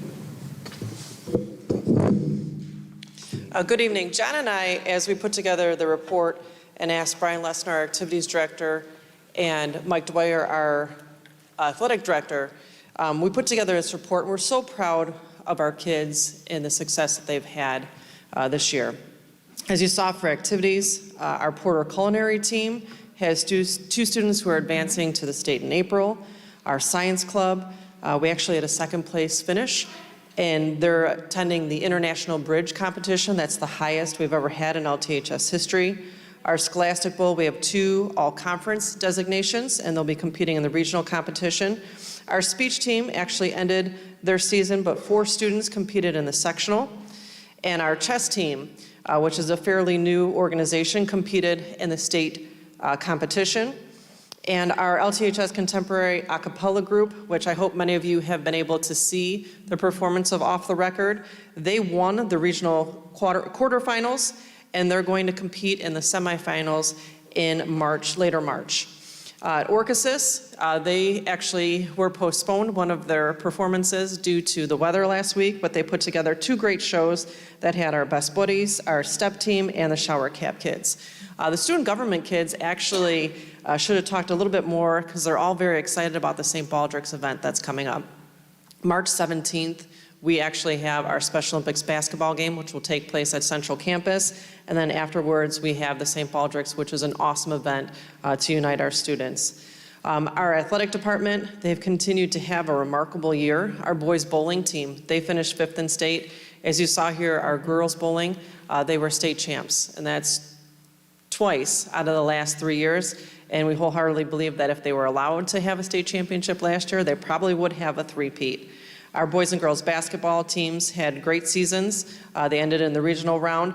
The cheer team that was here, they were conference champs and back-to-back state champs. And it was, what a lot of people don't understand is they had to be flawless because they went from a co-ed division to the large school division and were able to pull off being back-to-back state champs, which is a huge feat. Our dance team, our POMS team, they were SWSC champs and they were state qualifiers. That is our best finish that they've had since dance actually became an IHSA sport, so we are very proud of that team. Our swim and dive, they had 5 swimmers at the state meet. A lot of people don't know that Jason Osbolt, our swim coach, was actually sectional coach of the year. And our boys wrestling team that was here, we honored the 3 individuals, the 2 state champs, Andrew Blackburn Forrest and Braden Thompson. But they'll be back next month to honor the entire team as they finished 3rd this past weekend in state. And we are very excited, our girls wrestling team, this is the first season that they've ever had girls wrestling in IHSA. And we did have 2 wrestlers who actually made it to the state finals this weekend. Our Special Olympics basketball team will be actually going downstate and competing March 11th and 12th, so we're very excited to send them off. But we want to say congratulations to all of our students. We are elated at the success that they're having in both activities and athletics this year, and hopefully that continues on through the spring, as tryouts for some of their spring sports have actually started today. Thank you, Dr. Green. To summarize Mr. Bartley's discipline report that he provided, as you read, we really wanted to have more of a focus on our electronic device policy and our tardy policies to start the second semester. And Mr. Bartley did a great job in talking to our staff back in our January Institute Day. Our deans at both campuses took the time to talk to our students during study hall to really explain the why as to why we were really going to try to more consistently enforce our electronic device policy and tardy policy. So consequently, it's why you've seen those numbers increase in those particular incidents. And again, just really want to thank our staff, our deans, and then also, of course, Mr. Bartley and Ms. Sermon for leading the way on that. Mr. Bartley also had indicated that we continue to use Detective Rich Wistocki during Compass at both campuses to talk to the students about cybersecurity and safety. And then also lastly, our Student Behavior Committee has been meeting throughout the month of February and will have recommendations soon about our student behavior handbook. Our attendance remains strong at 95%, as our deans and our guidance counselors as well continue to work with students and communicate with families on an as-needed basis when it comes to attendance issues and discipline issues as well. I see that we had the overnight requests under the district reports next. Those were submitted. That we have Special Olympics basketball team that qualified for state. We're excited. They're going to be in Bloomington the weekend of March 11th. And then our Porter Culinary Arts team will be in Springfield in early April. Any questions? Thank you. Okay, thank you. Moving on, we have our maintenance report. All right, Mr. Thompson is here, but there's a number of things in the maintenance report. It doesn't seem like spring, but it is spring, so there's a number of things that are happening. Today actually was the start of spring sports, incredibly. So we will eventually have students outside, and we've got some inside. A lot of softball, baseball players inside this morning for their tryouts, lacrosse inside as well, but I imagine we'll be outside pretty soon and getting grounds and getting fields ready here in the spring. Really, the Media Center project is all but done. We're really almost finished, and some of the hardware, door hardware, some aspects of the Technology Assistance Center needed to be finished up. Those are done as well. And then as the board knows, big project in here, you can hear kind of at the beginning of this, a little bit of feedback, a little bit of lighting, all of that those are issues that we're going to be working on this summer. You can see on your report, foundation leaks, water leak on a second floor basement, restroom, replacing condenser units, roof water leaks. These are things that we're finding out. You can see some of the other things in terms of lighting and the steamer at East Campus to be replaced. Very run-of-the-mill things, but usually here in the spring season, there's a lot of fields, and there's a lot of finding out what Mother Nature, especially with water. Anything to add, Mr. Thompson? No. Thank you. Thank you.